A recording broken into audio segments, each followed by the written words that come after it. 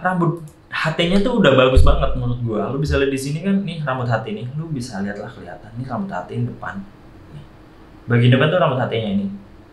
Nih, dia kurang lebih tuh HT di bagian hairline kayak gua lah. Nih. Nih rambut HT-nya tuh udah tebel banget bagian depan-depan sini.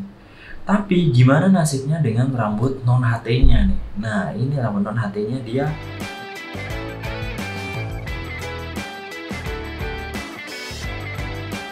Oke, guys, kembali lagi sama gua, Mesa.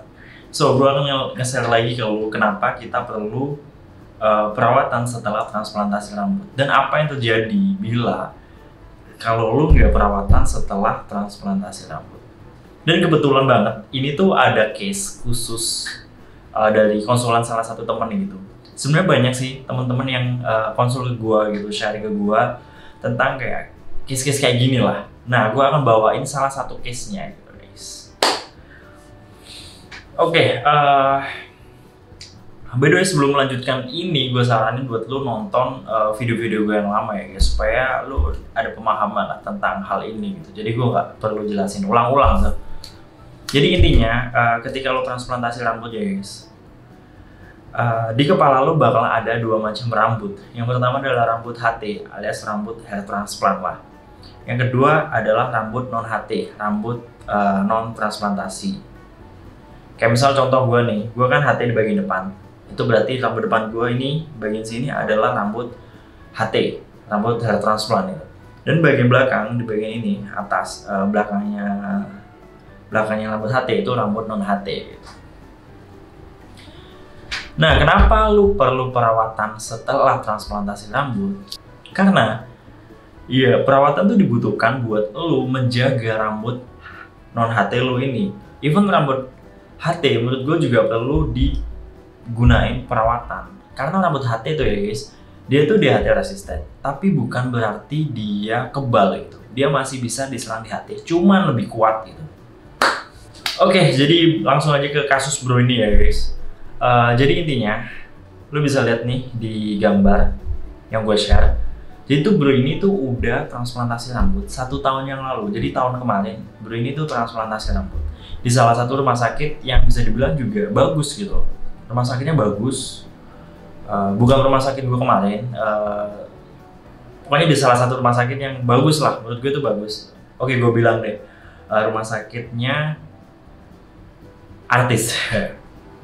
Rumah sakitnya artis lah. Jadi dia sempat transplantasi rambut 1 tahun yang lalu di Turki. Nah, bisa dibilang ini tuh hasil finalnya dia ya guys, selama 1 tahun. Lo bisa lihat rambut HT-nya tuh udah bagus banget menurut gua. Lu bisa lihat di sini kan, nih rambut HT nih. Lu bisa lihat lah, kelihatan nih rambut HT yang depan. Nih. Bagian depan tuh rambut HT-nya ini. Nih, dia kurang lebih tuh HT di bagian hairline kayak gua lah. Nih rambut HT-nya tuh udah tebel banget bagian depan sini. Tapi gimana nasibnya dengan rambut non HT-nya nih? Nah, ini rambut non HT-nya dia menipis. Rambut HT-nya sih tebel, tapi rambut non HT-nya itu menipis. Nah, menurut lo nih, gimana sih solusinya buat bro ini gitu? Apa dibiarin aja gitu? Atau dia perlu transplantasi rambut lagi gitu? Masa iya sih dia harus transplantasi rambut lagi gitu buat ngisi? Ya bakalan takes time gak sih guys? Kayak masa iya tiap tahun dia harus transplantasi rambut gitu? Tahun kemarin transplantasi rambut, tahun ini transplantasi rambut, tahun ketiga transplantasi rambut, dan seterusnya gitu. Kan jelas susah ya, bukan nggak mungkin tapi susah ya. Masa iya harus transplantasi tiap tahun gitu. Apalagi transplantasi rambut itu sebenarnya kan terbatas ya guys, nggak bisa yang lo apa ya, lu pengen transplantasi rambut sampai 10 kali gitu tuh nggak bisa sih. Jadi itu tetap ada batasannya. Batasan transplantasi rambut itu di area donor. Jadi kalau area donor lu udah habis, ya lu udah nggak bisa transplant. Rata-rata ya, beda-beda tiap individu. Yang gue temui itu biasanya orang maksimum transplantasi itu 5 deh guys, 5 kali. Gue baru nemuin orang yang transplantasi sampai 5 kali. Lebih dari itu udah jarang banget. Kayaknya donor areanya udah habis nih. Misalnya nih, lu mendapati case kayak bro ini nih. lu udah transplant nih. Terus rambut di area non HTI lu menipis dan lu transplantasi rambut lagi. Itu sebenarnya boleh-boleh aja. Itu solusi pertama ya. Solusi satu. Lu transplant lagi. Cuma menurut gue itu bakalan wasting your money, wasting your time, apalagi transplantasi rambut itu. Gue bisa bilang agak menyakitkan sih guys. Itu solusi pertama, lu transplantasi rambut lagi buat ngisi rambut yang non HT itu tadi ya, rambut kosong lo yang menipis. Atau yang kedua adalah perawatan. Gue sih lebih rekomen bro ini buat perawatan, buat maintain rambut non HT-nya. Selain itu perawatan kan juga ngebantu menjaga kesehatan rambut HT itu juga. Jadi menjaga keseluruhan rambutnya gitu. Makanya bro ini gue rekomen buat Big Five sih. Jadi kayak gitu sih guys. Jadi buat lo yang mungkin berpikir bahwa oke, bang, gue mau transplantasi rambut, setelah transplantasi rambut urusan gue beres nih, rambut gue pasti tebal. Sebenarnya itu nggak bisa kayak gitu sih guys, nggak bisa kayak gitu konsepnya sih. Yang oke, transplantasi rambut, setelah pulang dari Turki nih rambut gue udah tebel nih, gue nggak perlu perawatan lah, gue nggak perlu capek-capek. Gue kurang setuju sih akan hal itu, karena ya banyak banget teman-teman yang datang ke gue lah, dia udah HT nih tahun 2020 lah, ada yang HT tahun 2019 gitu. Dia mengalami penipisan juga gitu, bahkan setelah HT. Dan rata-rata penipisannya di area rambut non HT-nya, rambut non transplantasi rambutnya gitu. Bahkan rambut HT-nya juga sedikit menipis. Gue bilang sedikit ya. Bahkan di personal experience gue ya guys, di pengalaman gue, rambut HT itu juga menipis. Gue ini udah HT hitungannya hampir 3 tahun. Dan gue ngerasa ya ketebalan rambut gue gak kayak di 2 tahun yang lalu lah. Mungkin lu juga kalau ngeliatin video-video gue yang lama, lu bisa compare sendiri kayak rambut gue lebih tebelan di 1-2 tahun yang lalu gitu. Padahal gue perawatan nih, apalagi yang gak perawatan pasti menipis. Nah jadi kayak gitu sih guys, gue sangat menyarankan lo setelah transplantasi rambut tetap perawatan. Bukan karena gue jual perawatan ya guys, mungkin karena ada haters gitu yang bilang karena lo jualan perawatan aja sih bang gitu.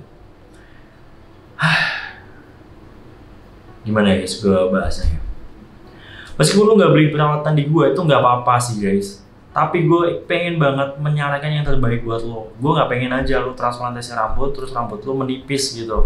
Lo mau pakai perawatan di orang lain gak di gue pun juga gak apa-apa, itu your choice gitu. Cuman gue pengen ya lo dapet hasil yang maksimal gitu. Jadi gue harap lo setelah transplantasi rambut tetap perawatan demi kebaikan lo juga gitu.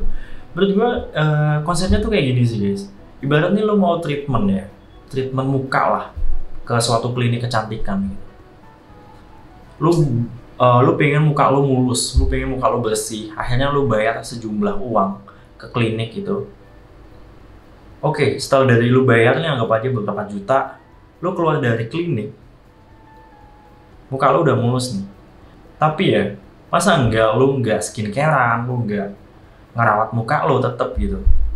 Kan lu tetep butuh skincarean buat menjaga muka lu itu gitu. Jadi tuh konsepnya kayak gitu sih guys, kurang lebih mirip. Jadi hair care itu juga sama kayak skincare, itu suatu long term perawatan gitu. Jadi kalau lo pengen punya muka yang bagus, kulit yang bagus.